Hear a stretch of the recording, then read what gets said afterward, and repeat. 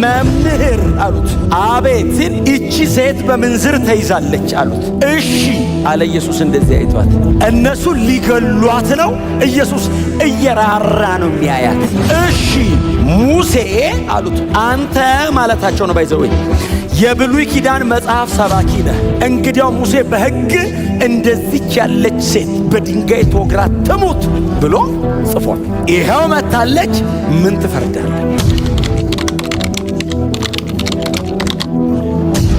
ከእናንተ መካከል ኃጢአት የሌለበት የመጀመሪያውን ድንጋይ በእሷ ላይ ያሳርፋል። እሷ ላይ ድንጋይ የመወርወር መብትም አቅምም ያለው ኢየሱስ ብቻ ነው። ኃጢአት የሌለበት እሱ መፍረድ የሚችለው ኢየሱስ ብቻ ነው። ሌሎች ማንም አይችልም። እቺም ሴት ገዳቸው አይደለም። የሴትዮዋ ሕይወት ይበላሽ አይበላሽ they don't mind። እሱ አይደለም ቢዝነሳቸው። ኢየሱስን አጥምደው ይዘው የዘላለም ሕይወት የሚገኝበትን ድነት ለማበላሸት ነው። ኢየሱስን ለማጥመድ መሞከር ድካም ነው። አይጠመድም ኢየሱስ።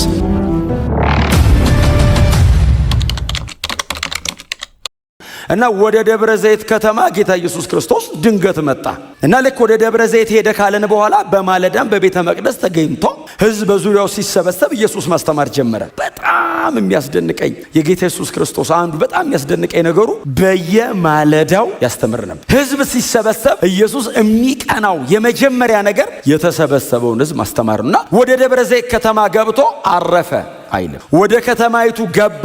አይ ቲንክ ማመሻሻው ላይ ነው የገባው። ረጅም መንገድ ስለሆነ በእግሩ ሄደው ማመሻሻው ላይ ነው የገባው። ሰው መሰብሰብ አልቻለም። በማለዳ ግን ወደ ቤተ መቅደስ ሲመጣ ልክ እንደዚህ ሕዝብ ሲሰበሰብ ቆሞ በሕዝብ ፊት ያስተምር ጀመር። ኢየሱስ ቆሞ ሲያስተምር ፈሪሳውያንና የአይሁድ ሕግ መምህራን የሕዝቡ አለቆችና መሪዎች ኢየሱስን ማጥመድ ይፈልጋሉ።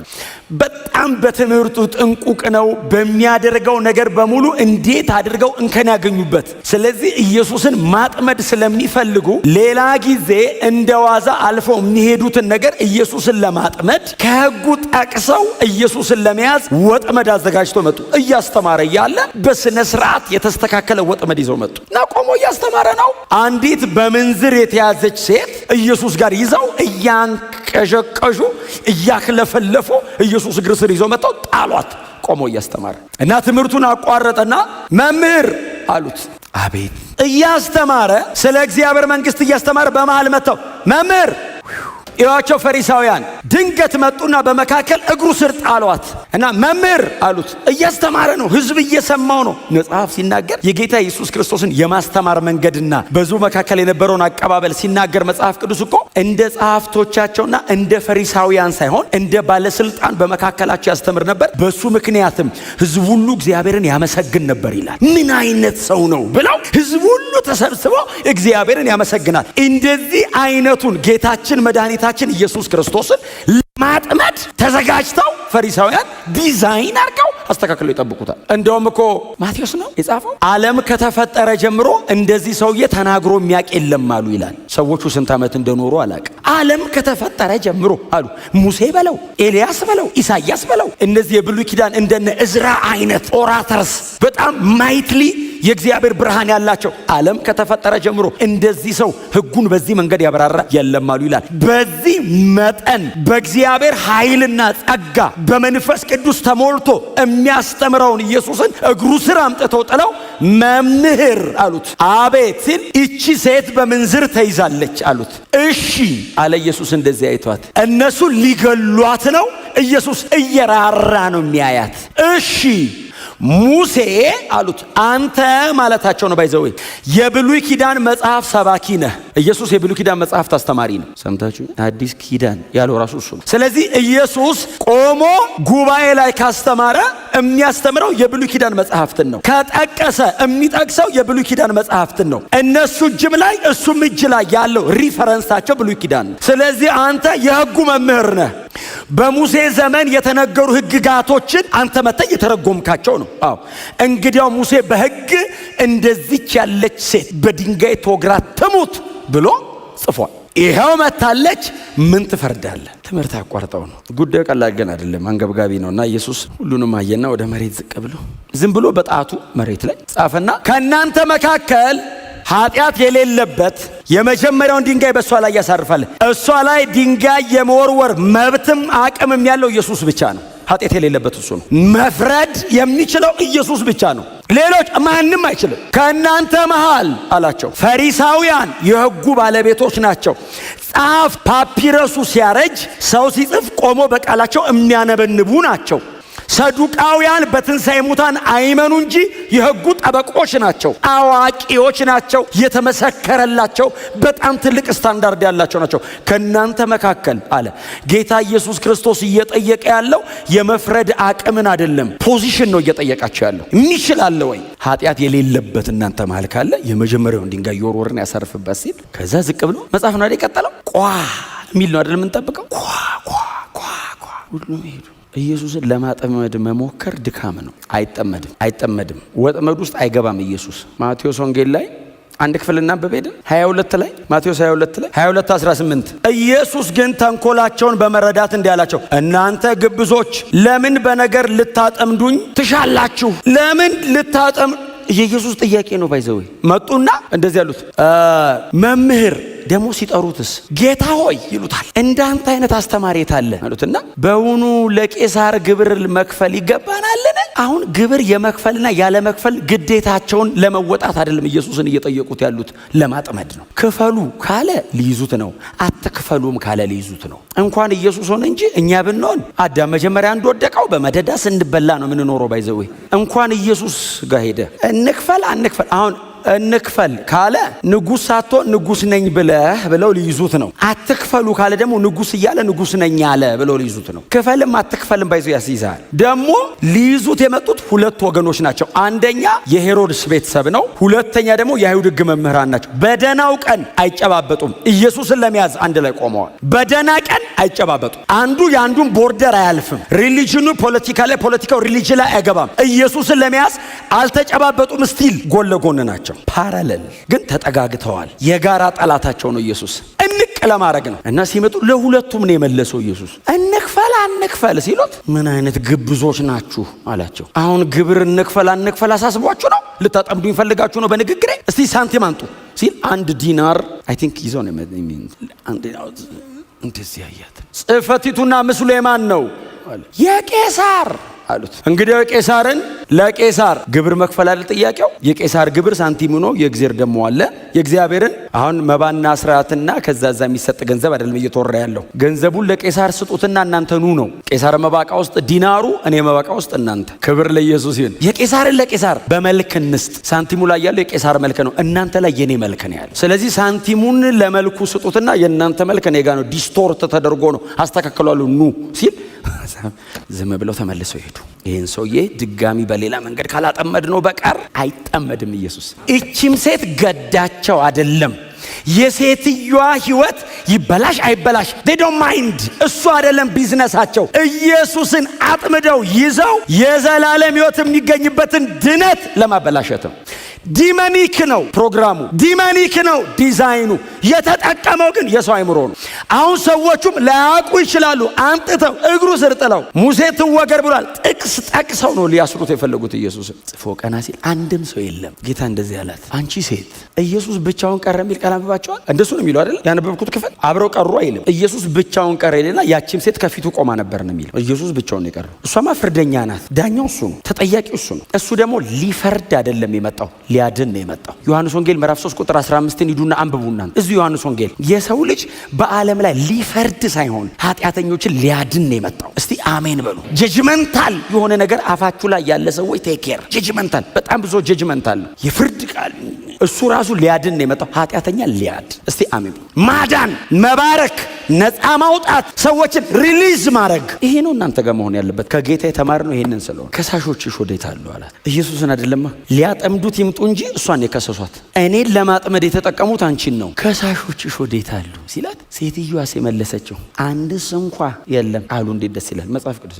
አንድ እሷም አይ ቲንክ ፈለገች መሰለኝ። ድንጋያቸውን ቁጭ ቁጭ አድርገው ተወጋሪ ናቸው በሙሉ እሷን እንዳይመስል እንዲህ ነው የሚጀምሩት። እንደዚህ አይቻልም። እንዲህ የጻድቅ ዓይን ወደ ራሱ ነው አይደለም የሚለው? ድንጋያቸውን አስቀምጦ ሄዷል። ጌታ አንድስ እንኳ የለም ስትለው ጌታ ምንድን ነው ያላት? እኔም አልፈርድብሽም። እስቲ አሜን በሉ። ጎናችሁ ያለውን ሰው ኢየሱስ ሊያድንህ ነው የመጣው በሉት። ስለ እግዚአብሔር ያለን መረዳት መጽሐፍ ቅዱሳዊ ካልሆነ በእግዚአብሔር ቤት ውስጥ በእግዚአብሔር ቤት ውስጥ እንደ ባለመብት መኖር አንችልም። እንደ ባሪያ ልኖር እችላለሁ። ልጅ ሆኜ አለማወቄ ሊጎዳኝ ይችላል። ይሄ ሁሉ ነገር እግዚአብሔር በላይ ላይ በልጁ በኩል ኢንቨስት አድርጎ ምንም እንዳልተቀበለ አይነት ሰው ሆኜ ልኖር እችላለሁ። ብዙ ነገር ተቀብለን አንደርስታንድ ካላረግ ነው እንዳልተቀበልን። ኢትስ ኤ ማተር ኦፍ አንደርስታንዲንግ። ክርስትና በተለይ የማወቅና መረዳት ነው ቁልፍ ነገሩ። በእውነት ነው የምነግራችሁ። እኔ ብዙ ጊዜ ነው የምናገረው። በጣም አጥብቃችሁ ጸልዩ። አጥብቃችሁ ግን ከእግዚአብሔር ቃል ጋር ህብረት ውሰዱ። በብዙ ጸሎት ያልተነካ ቦታ በእግዚአብሔር ቃል ደግሞ ይነካል። ይሄ ቃል ደግሞ እንዲበራል ረጅም ሰዓት መጸለይ ደግሞ አለብህ። ያለ ቃሉ ጸሎት ያለ ጸሎት ቃሉ የሚባል እኛንን የለየኑ ባይዘው እንደዛ አይነት ህይወትም የለም። ሁለቱ ሊለያዩ የማይችሉ የአንድ ነገር ሁለት ገጽታዎች ናቸው። ይሄንን ግን ካላጠናውት አንደርስታንድ አላረግም። ስለዚህ እዚህ በእግዚአብሔር ቤት ውስጥ እየኖርኩኝ ሁሌ እንደ እንግዳ ልኖር ይችላል። እቺ ሴት ኢየሱስ እግር ስር አምጥቶ ሲጥሏት ኢየሱስ ይሄንን ቃል እስካወጣበት ሰዓት ድረስ ያስወግራት አያስወግራት በሷ ሳይድ ቆሞ ዲፌንድ ሲያደርግላት ጥፋተኛ አይደለም እያላት ያለው ጥፋተኛማ ናት፣ አልፈርድብሽም ነው ያለው። ክብር ለኢየሱስ ይሁን። ውይ አልሰራሽም፣ እስቲ አልሰራውም በይ አይደለም ያላት፣ ሰርተሻል፣ አልፈርድብሽም ነው። እስቲ አሜን በሏ። ዮሐንስ እያስተዋወቀን ያለው ጸጋና እውነት ይሄ ነው። ግሬስ ኤንድ ትሩዝ፣ ጸጋና እውነት በክርስቶስ ሆነ። ይሄ ነው ትሩዝ፣ እውነት ነው።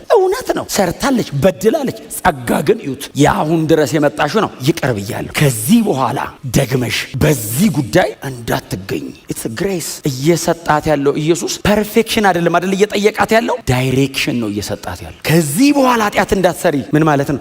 ዳይሬክሽን ቀይሪ። እስቲ አሜን በሏ።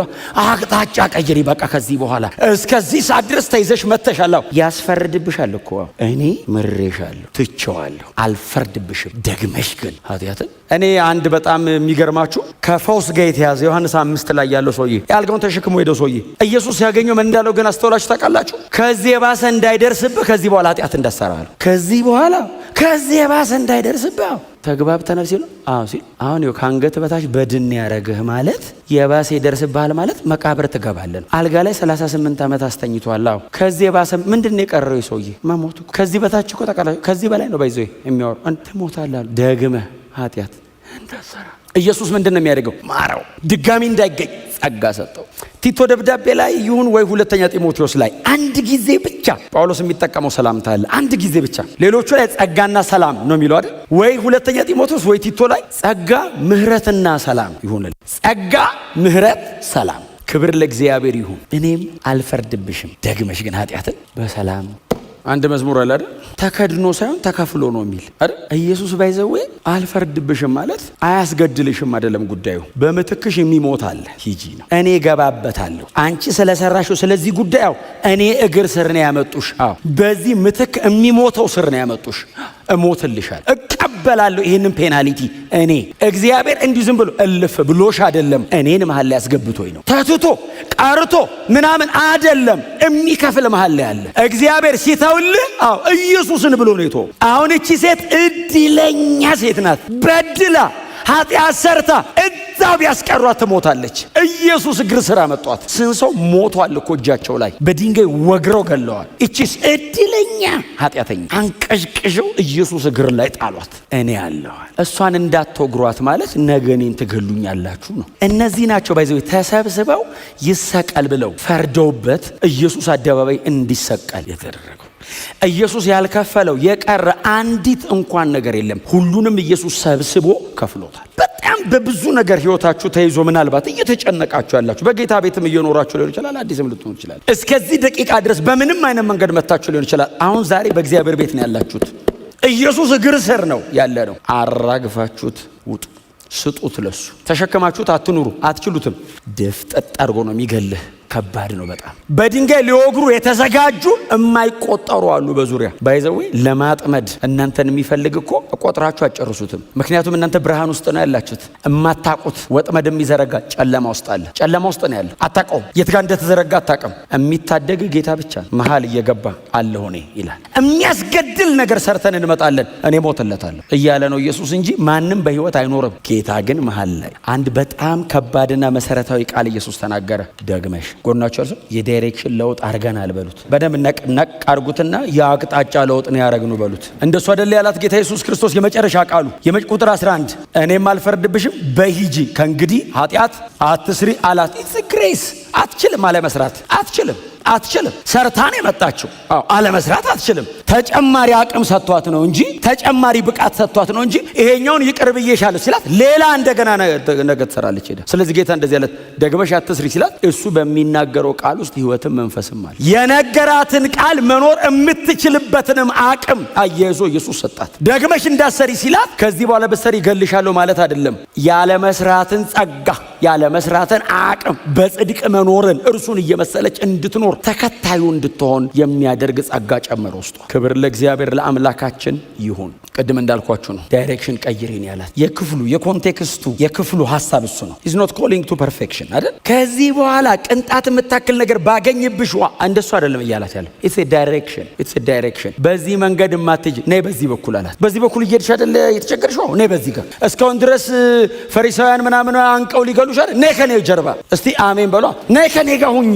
ይሄኛው መንገድ የብርሃን ነው። ይሄኛው መንገድ የጽድቅ ነው። የዚህኛው መንገድ ከዓለም ተቃራኒ ነው። የዚህኛው መንገድ መጨረሻው ከጌታ ጋር ለመኖር ለዘላለም መክበር ነው። ነይ በዚህ ጋር አላት። እዛ ውስጥ ከሆንሽ አሁንም ትሰሪያለሽ፣ አሁንም ይይዙሻል፣ አሁንም ትወገሪያለሽ እና ቀይሪ አቅጣጫ። ኢዝ ኖት ኮሊንግ ቱ ፐርፌክሽን። ስለ ፍጽምና አይደለም እያወራ ያለው ክፍሉ፣ ስለ አቅጣጫ ነው እያወራ ያለው፣ ስለ ዳይሬክሽን ነው እያወራ ያለው። ወደ ፍጽምና እየተለወጠና እያደገ ያለ ህዝብ ነው። ህዝብ ፍጽምና ይመጣል፣ ኦፍ ኮርስ ይመጣል። ፐርፌክሽን ኦፍ ኮርስ፣ ሲንለስ የሆነ ሪልም አለ። ፍጽምና ኃጢአት አልባ የሆነ ጌታችን ኢየሱስ ክርስቶስ ተመልሶ መጥቶ ይዞን የሚሄደው የክርስትና ሙላት እሱ ነው። የክርስትና ጥግ እሱ ነው። የክርስትና ክብር እሱ ነው። እስከዛ ድረስስ እየተለወጥን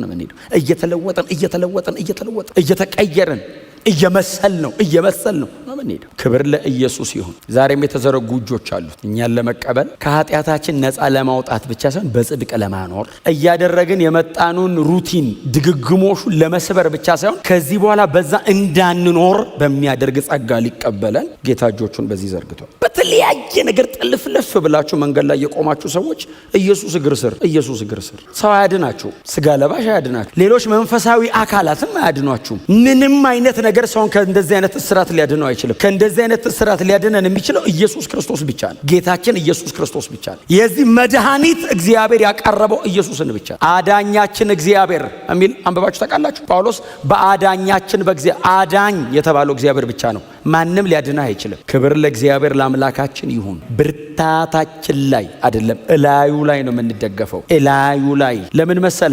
አንተ በጣም እችላለሁ ካልክ እንደማትችል ያሳያል። እሱ ድንገት ዞር ብሎ አይደለም ጌታ። አንዳንዴ እንላለን ጌታ ዞር ካለማ አትኖርም። ወደ ጌታ ስትመጣ ጸጋው የበለጠ ፓወርፉል ይሆን። ለምን? ምንጩ ጋና ባለቤቱ ጋና። እስቲ አሜን በሏ። ስለዚህ ኢየሱስ እግር ስር፣ መገኘቱ ስር፣ ህልውናው ስር ወደቁ። በቃ ሌላ የትም አይቻልም። እውነቴን ነው የምነግራችሁ። በጣም ሶ ሲሪየስ ኢትስ ኤ ቢብሊካል ትሩዝ፣ መጽሐፍ ቅዱሳዊ እውነት ነው። ጳውሎስን የሚያክል ሰው ጸጋው በእኔ ሆኖ ደከመ ካለ እኔ በምን ተአምር ነው እኔ ለፍቼ ሰራሁም ብለው መጽሐፍ ቅዱስ ላይ ያሉ ታላላቅ አባቶቻችን የጸጋ ጥገኛ ሆኖ እስኪሞቱ ድረስ እግዚአብሔር ላይ ከወደቁ እኛ በየትኛው ተአምር ነው በእግራችን ቆመን እንችላለን የምንለው? መቼም አንችልም። እስከዛሬም አልቻልንም። ከዚህም በኋላ አንችልም። ቁርጣችሁን ወቁት። በጌታና በኃይሉ ችሎት ብቻ ነው እየበረታን የምንቀጥለው። ኢየሱስ ብቻ ነው እያዳነን እያበረታን የምንኖረው። መንፈሳዊነት ጌታ ላይ መደገፍ ነው። ስፒሪቹዋሊቲ መንፈሳዊነት ኢየሱስ ላይ መውደቅ መቻል። ሞር ገባ እንትን ነኝ ስትል ኢንዲፔንደንት ነኝ ስትል ከጸጋ ወድቀህ በእግርህ ነው የምትቆመው። ያኔ ደግሞ አትችለውም። ያሳያል ኢንዲፔንደንት መሆን። ኢንዲፔንደንት እግዚአብሔር ብቻ ነው። እኛስ ዲፔንደብል ነን፣ ወዳቂዎች። እስቲ አሜን በሏ። ኃይል ምንም ትንሽ ቢሆን ስሜን አልካድክምና የሚል ቃል አንብባችኋል። ስለዚህ ከሰይጣን ማህበር ዋነኞቹን አምጥቼ እግር ስር እንዲወድቁ አደርጋለሁ። ኃይሉ እኮ ትንሽ ነው እና እግር ስር ግን ዋነኞቹ እንዲሰግዱ አደርጋለሁ። ምን ማለት ነው? ኃይል ትንሽ ነው ማለት ከሌሎች ታንሳለህ ማለት አይደለም። ወዳቂ ነህ፣ እኔ ላይ ዲፔንደብል ነህ። አልችልም። እንደዚህ ማንሳት እየቻልክ አልችልም ጌታ ሆይ ትለኛለህ። በጣም ጥገኛ ሁን። እስቲ አሜን በሉ። በጣም ጥገኛ ስትሆን ጸሎት ታበዛለህ። በጣም ጥገኛ ስትሆን ቃሉ አካባቢ ትቆያለህ። በጣም ጥገኛ ስትሆን ህብረት ውስጥ ትቆያለህ። በጣም ጥገኛ ስትሆን በጣም ሞር ኢንጌጅመንት መንፈሳዊ ይሆን። አሜን ነው። ቢ ስፒሪቹዋል። እቺን ሴት ኢየሱስ ያላት ዳይሬክሽን ቀይሪ ያላት እዛ። አዎ ድጋሚ ነው እና ቀይሪ ዳይሬክሽን። ነኔ ጀርባ የህይወት ይሁን ህብረታችን። አይ እንትን አርጊ አታርጊ፣ እንትን ስራ አትስራ አይደለም። ህይወት ይሁን መሃላችን የሚፈሰው። ያኔ ንግግሮች ከባድ አይሆኑ። መሃል ላይ ህይወት ከሆነ ያለው ንግግር ከባድ አይሆንም። ያኔ ክብር ለኢየሱስ ይሁን። መሬት ላይ አሁን በእርግጥ በአካል አለን። ሰማይ ተዘጋጅቶ እየጠበቀን ጌታችን ኢየሱስ ክርስቶስ ሲሄድ የነገረን እሱ ነው አይደል? ልሄድ ነው። የት? ወደ አባቴ። ምን ልታረግ? ስፍራ ላዘጋጅልህ። ለዘላለም የኖረበት ቦታ ነው ተመልሶ የሚሄደው። ለሱ ሰርፕራይዝ አይደለም፣ እንግዳ አይደለም፣ አዲስ ቦታ አይደለም። የተለየ ክብር አያገኝም። ኢየሱስ ሰማይ የነበረው ክብር ጋር ነው ተመልሶ የገባው። ሂዝ ጋድ መለኮት ነው ለዘላለም። መሬት ላይ ሲመጣ አይደል? ባለፈው ተናግሬያለሁ። ዲቪኒቲውን ኢንካርኔሽኑ ዴቲውን ኢንካርኔሽኑ ጋርዶት እንጂ ይዝጋድ ለዘላለም እርሱ እግዚአብሔር ነው። ወደ አባቱ ሲመለስ ወደ ተለየ ክብር እገባለሁ አይደለም ያለው። ዓለም ሳይፈጠር በፊት ወደ ነበረኝ ወደዚያ መልሰኝ ነው ያለው። እርሱ ለዘላለም ወደ ኖረበት ነው የሚመለሰው። ለዘላለም አምላክ ነው፣ አያድግም። ከነበረበት የሚበልጥ ክብር የለውም። የመጨረሻው ክብር የነበረበት ነው አሁን ያለበት። እስቲ አሜን በሏ። ስለዚህ አሁን ሲሄድ እኔ በተለየ መንገድ በቀኙ አስቀመጠው ማለት እኮ በቀኙ አስቀመጥ፣ ስራውን ጨርሶ ወደ ስፍራው ተመለሰ። ከበረ ማለት ነው ትርጉሙ እንጂ ክብር ጨመረ ማለት አይደለም ትርጉሙ። ለዘላለም ወደ ነበርኩበት ቮይድ አይደለም ትቼ የመጣሁት ክብር አለ። ባዶ ቦታ አይደለም ገብቼ የምገጠመው ነው። ትቼ የመጣሁት ክብር አለ፣ ወደዛ ክብር ነው የምመለሰው ሲል አብ አከብረዋለሁ አለ። እስቲ አሜን በሉ። አሁን እሄዳለሁ ሲላቸው እሱማ ይሄዳል፣ ለእናንተ ነው አሁን የምሄደው አለ። ምን ልታረግ ሲሉት ስፍራ ሊያዘጋጅ ቦታ ላሲ። ሰማይ በጣም ሰፊ ነው። ሁሉም ቦታ በበተናችሁ አትገኙም። ስለዚህ ስፍራ ላዘጋጅላችሁ ነው የሚሄደው። ዓለም ላይ ያለ ክርስቲያን አሁን ያንቀላፋና በህይወት ያለን በሙሉ ጌታ ሲመጣ ተሰብስበን ስንሄድ ሰማይ ትንሽ ቦታ ነው ይበቃል። መሬት ናት ማትበቃ። አሁን እንዳለ ያንቀላፋ ክርስቲያን ብድግ ቢል ባይዘው መቆሚያ የለም። ይሄ 500 ካሬ ምናምን አይደል መቆሚያ፣ ጠጠር መጣያ ውሃ ቢረጭ መሬት ላይ ጠባይ በጣም ብዙ ነው። ሰማይስ አንድ ቦታ አለች። የት? እኔ ያለሁበት አካባቢ በምኖርበት በዚያ ከኔ። ክብር ለኢየሱስ ይሁን። እና ርስት እሱን ላዘጋጅ ነው የሚሄደው። ተመልሼ እመጣለሁ። እኔ በምኖርበት ከኔ ጋር እንድትኖሩ ዳግመኛ መጥቼ ወስዳቸዋለሁ። የጌታ የኢየሱስ ክርስቶስ ሞት የርስታችን ማረጋገጫ ነው። አለቅ ባለ ርስቶች አለን አብ። ተስፋ ነበር ብሉይ ኪዳን ላይ ይፈወሱ፣ የያዙ፣ ያግኙ፣ ለዘላለም ይዳኑ፣ ይጽደቁ የሚል ተስፋ ነበር። ጳውሎስ እንደዚህ አለ፣ በእርሱ በኩል አዎ ሆኗል፣ እኔ አሜን እላለሁ አለ። ሁለተኛ ቆሮንቶስ ምዕራፍ 1 እግዚአብሔር የስ ያለው ኢየሱስ ላይ የእግዚአብሔር የስ ልጁ ነው። እኔ ቆሜ አሜን እላለሁ።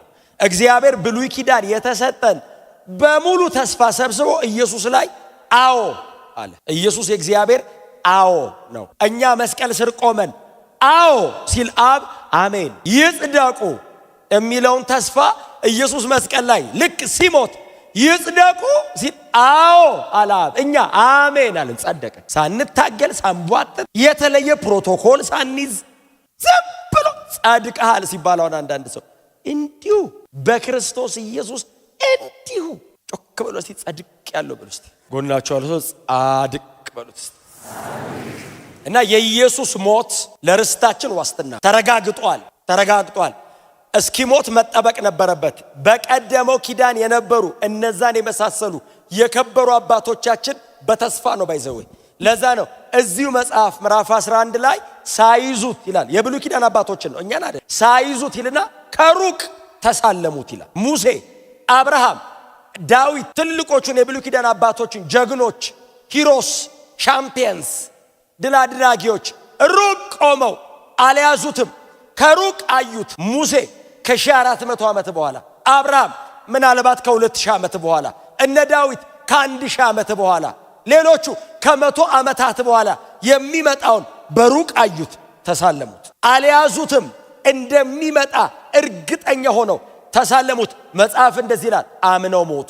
አልያዙም፣ አምነው ከሩቅ እንደምትመጣ አውቀናል ብለው አይናቸው ቤንድ ሳያረግ ኢየሱስ ላይ አይናቸውን ፊክስ አድርገው መሃል ላይ ሞት ሲመጣ መጽሐፍ ቅዱስ ሲናገር ሰርተው ሞቱ አይልም፣ አምነው እንዳመኑ ሞቱ። አንዳንዶቹ የሞቱት አውሬ በልቷቸው ነው። ከእግሩ ሲጀምረው ሐሳብ አልቀየረም ሰውየው፣ እስኪ ጨርሰው አምነዋል። አንዳንዶቹ በመጋዝን የሰነጠቋቸው ሐሳብ አልቀየሩ። አንዳንዶቹ ፓላስ ነው የሞቱት፣ ሁሉም አልተሰቃየም። አንዳንዱ ደግሞ የከበሬታ ሞት አርጅቶ እድሜ ጠግቦ ጨርሶ ነው የሞተው። ሁሉም ግን ክብርም አልቀየራቸውም፣ መከራም አልቀየራቸውም። በሩቅ አዩት፣ ያለኛ ፍጹማን አይደሉም። ምን ማለት ነው ያለኛ? እኛ ከመስቀል በኋላ ከክርስቶስ ኢየሱስ ሞት በኋላ የተገኘን ባለርስት እንሆናለን ከነሱ ጋር አሉ። በሩቅ አይተው ወይ ጉድ! ሁለት አይነት ናቸው አይደል ድል አድራጊዎቹ። አንደኞቹ በጣም እኛ የምናደንቃቸው፣ አንደኞቹ ደግሞ ብዙ እኛ የምናደንቃቸው አይመስለኝም። እናንተ ሊሆን ይችላል፣ ብዙ ስለማልሰማ ነው ስብከት። አንደኞቹ በጣም እኛም ሀገር ዝነኞቹ በእምነት የአንበሳ አፍ ዘጉ፣ በእምነት የእሳት ኃይል አጠፉ፣ በእምነት ከሰይፍ ስለት አመለጡ፣ በእምነት ነገስታትን ድል ነሱ፣ በቅን ፈረዱ፣ ሙታናቸውን ይዘው መጥተው በእምነት በሕይወት ተቀብለው ሄዱ። በጣም አስደናቂ ናቸው። በእምነት ነው የአንበሳ አፍ የዘጉት። የአንበሳ አፍ አዘጋው፣ በልቶ ነው የሚዘጋው። አዘጋውም እንዲህ እየተያየ እንዴት በእምነት ቴክኒካሊ ዘጉት አይልም፣ ቴክኒካሊ ያዘጋው። ዳንኤል ከጉርጓድ ንጉስ ገብቶ አወጣው አይልም፣ አውጡት አለ ነው የሚለው። ንጉስ ብትሆን አይለቀም አንበሳ፣ አይዘጋም። ቤተ መንግስት ብትሆን ፖዚሽን አያቅ፣ ስታተስ አያቅ፣ ይበላል። ዳንኤል አብሮ ታደረ። እንዴት? በእምነት እየተያዩ አመስግነው ሊበሉት ሲሉ ምዕራፍ 7 አለኝ አልጨረስኩም ሲል አንተ ነህ ትመጣለህ የተባልከው እንግዳ ገስት አለ ብሏቸው አንድ መልአክ ቀድሞ ገብቶ ነበር። እንግዳ አለ፣ አንድ እንግዳ አለ፣ እግዚአብሔር ሰው ነው። ንጉሱ እግዚአብሔር ሰው እንደሆነ አያውቅም፣ መልአኩ ያውቃል። አንበሶቹ በኋላ አወቁ። ይመጣል እንዳበሉ እሱን ለመብላት የሞከረ ይሞታል። ሰውየው አይበላም። ከሱ ጋር በሰላም ደሩና ነገ ጠዋት አይደል ያላችሁ 122 ብፌ መርጣችሁ ተነሳላችሁ። ለ122ቱ መጡ ይላል። በሚቀጥለው ቀን መሬት የደረሰ የለም ይላል። አየር ላይ ጨረሷቸው ነው የሚለው። ባይዘው ከዳንኤል ጋር ያደሩ አንበሶች እኮ ናቸው የበሏቸው። ኖርማል አይደለም። 100 ጊዜ ስላነበብነው ነው። ከአንበሳ ጋር ድሮ የሚያውቃል እዚህ ውስጥ ኖርማል ሆናችሁ ሆነ በየቀኑ የምታድሩ የምትመስሉት ትሉኛላችሁ እንዴ? ከአንበሳ ጋር ድሮ አንበሳ አይቶ የሚያውቃል እንዴ? እኮ አድሮ አይደለም እንዴ? የማይለመድ ነገር እኮ መሬት ላይ አንዱ እኮ አንበሳ ነው። እኔ ብዙ ጊዜ ሰብክ እናገረዋለሁ፣ እዚህም ብዙ ጊዜ ተናግሬዋለሁ። መሬት ላይ ሰው እንዴ አትለምድም። አሁን 6 ኪሎ ድሮኛ ልጆች ሆነ 6 ኪሎ ነበር የምንሄደው። አሁን እንትን አስገባቸው ፓርክ ውስጥ መሰለኝ 6 ኪሎ ስትሄድ እኮ ሄደ ሰው ልታሳይ ድጋሚ ስትሄድ እንደ አዲስ ነው የምታየው። እንደ አዲስ አትለምድም። ልጅ ላይ ያሳይ የመጣ ሰው አብሮ ከልጁ እኩል እንደዚህ ኖርማል አይደለም። አንበሳ እንደዚህ እያየ ሊመጣ ነው እየተባለ ልጅ ያልቅ አንበሳው ብቅ ሲል ሁሉም ወደ ኋላ ሸሸት አይወጣም። እንደማይወጣ እርግጠኛ ነው። ባይዘው ያለው ብረት ውፍረቱ ርብራቡ ወደ ኋላ። ለማንኛውም ናቹራሊ እግዚአብሔር የሰጠው ሞገስ እኮ ነው የሚያስፈራ። አይበላህም እኮ ለማዳ ነው ደግሞ የ6 ኪሎ ሰው ያውቃል። ሰው እኮ ነው የሚያስገባው የሚያስወጣው በር የሚከፍትለት። ግን እንደዚህ አተኩሮ ካየው አይደል አይንን ምን አስቦ ነው አይን ላይ አትገጣጠም ከአንበሳ ጋር። አንበሳ ጉድጓድ ዳንኤል አደረ ሲባል ኖርማል በእምነት ጻፉለት። ሰውየው ስማርት ስለሆነ በጣም ጠንካራ ስለሆነ አንበሳው ፈርቶት አይደለም ይለው። በእምነት የአንበሳ አፍ በጣም ትልቅ ተአምር ነው። ከሱ የማይተናነስብኝ ተአምር ግን በእምነት ባውሬ ተበልቶ ሞቱ። ይሄኛው ባመነበት በዳነበት እምነት አንዱ ደግሞ ተበላ። እየበላው አምኖ ከሰይፍ ስለት አመለጡ። ሊቆርጧቸው ሲሉ በእግዚአብሔር መንፈስ ኃይል አመለጠው ሄዱ። አመለጡ። መሳፍንት መጽሐፍ ላይ የነናኦድ ምናምን ታሪክ ዱና አንብቡ። ሙቪ ራሱ እንደዛ አይሰራም። እንኳን ለፊልም አይመችም። እግዚአብሔር እንዴት እንዳዳናቸው በምን አይነት እምነት ነው የወጡት። ሰራዊት ተሰፍሮባቸው ከመሃል ይወጣሉ። ከሰይፍ ስለት አመለጡ።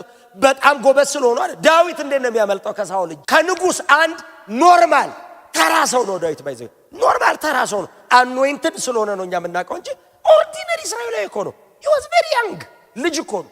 ንጉስ ሳኦል ሰራዊት ዞ እኮ ነው የሚመጣው። ዳዊት ያለበት ሸለቆ በር ላይ ደርሶ እኮ ነው እኔና ሞት መሃል አንድ እርምጃ ቀረ ብሎ ወደ አምላኩ ጮ ሳኦል ተመልሶ ሄደ። ከሰይፍ ስለት ያመለጠው በእምነት ውጊያ ጎበዝ ስለሆነ እንዳይመስል። የዳዊት ኃያላን እጃቸው ከሰይፉ ጋር እስኪጣበቅ ሰራዊት ድል አደረጉ ሲል በእምነት ነው። ጎበዝ ስለሆነ እንዳይመስል። ስታውት አይደለም፣ አምነው። እስቲ አሜን። በእምነት ከሰይፍ ስለታመለጡ ተብሎ ግን በዛ እምነት በመጋዝ ተሰነጠቁ የሚል ደግሞ አለ።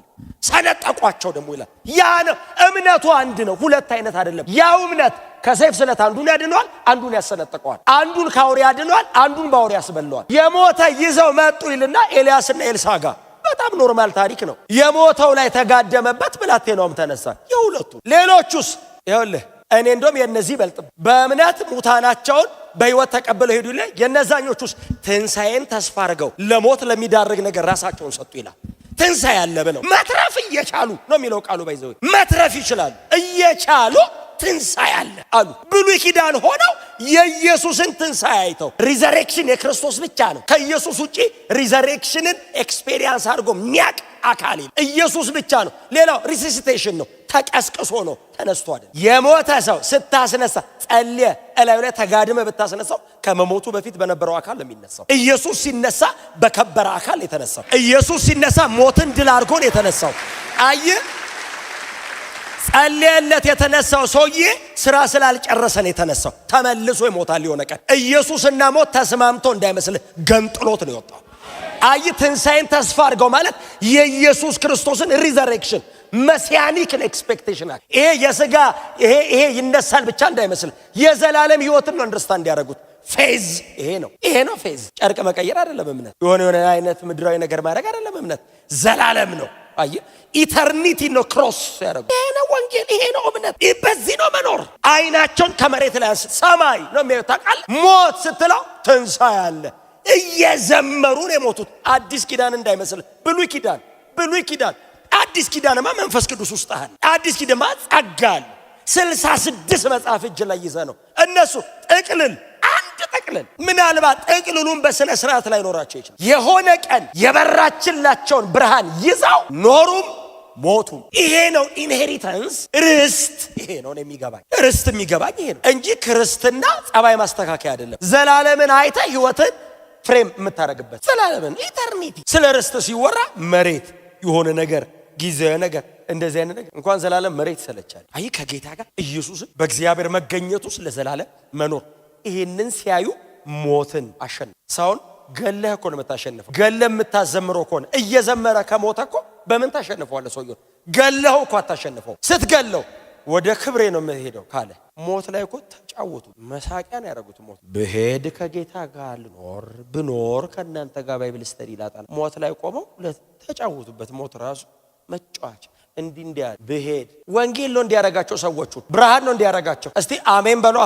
ብርሃን ወንጌል ነው የክርስቶስ ኢየሱስ የመስቀል ሥራ። ሰው ይሄንን አንደርስታንድ ሲያረግ ነው ከዚህ የሚወጣው። እና ሙታናቸውን በሕይወት ተቀበሉ ይልና ደግሞ አንዳንዶቹ ትንሣኤን ተስፋ አድርገው ምን ጉድ ናቸው። ብሉይ ኪዳን ያሉ ሰዎች እንኳን ብሉይ ኪዳን ሆኑ አዲስ ኪዳን ቢመጡ ኖሮ እንደማይደገም አድርገውት የመልአክ ነገር አድርገውት ይሞቱ ነበር። ስቃያችን እንኳን ብሉይ ኪዳን ሆኑ መንፈስ ቅዱስ ሰው ሳይሞላ በሕግ ዘመን ተስፋ አድርጎ ሰው ምንም እጁ ላይ ሳይዝ እንደዚህ ይሆናል እንዴ? ርስት የዚህ ደብዳቤ ጸሐፊ ሌሎቹንም ደብዳቤዎች የጻፉልን ዮሐንስ፣ ጳውሎስ፣ ጴጥሮስ የሄዱትን መንገድ የጻፉትን ደብዳቤ እዩት። መንገዳቸው ሌላ ነው፣ ደብዳቤው ሌላ ነው። ሲቃይ እያለፉ ሲቃይ አይጽፉም፣ እውነት ነው የሚጽፉት። የተሸነፉበትን ብርሃን ነው የሚጽፉት። ሲቃያቸውን ሪከርድ አያደርጉም። የሰው ሲቃይ የጻፈልን ሉቃስ ሐዋርያት ሥራ ላይ እንደው አንዱን አደባባይ እሷት አደረጉት፣ ሌላውን በድንጋይ የወገሩት ሉቃስ ነው የጻፈው። የተደረጉት ሰዎች አልጻፉም። የሚያልፉበትን መከራ አንዳቸውም አንዳንዱን አልጻፉ። ምንድነው የጻፉት? ብርሃን የሚገቡበትን አገር። ምናልባት ስለ መከራቸው ከጻፉ ሰነፍ ትታገሳላችሁ እንደው በእውነት በድካሜ ታገሱኝ ብለው አንዳንድ እሱም ወንጌል በመካከላቸው ተጠብቆ እንዲኖር እንጂ ሊመኩበት አይደል። ለኔና ለእናንተ በጣም ብዙ የሚያስተምሩ ነገር ያለ ይመስለኛል። መጨቃጨቅ በሌለብን ነገር መጨቃጨቅ የለብንም። ወንጌል ጌታ ሊመጣ በደጅ ነው። ቶሎ ወንጌል መስበክ አለብን። አሜን ነው።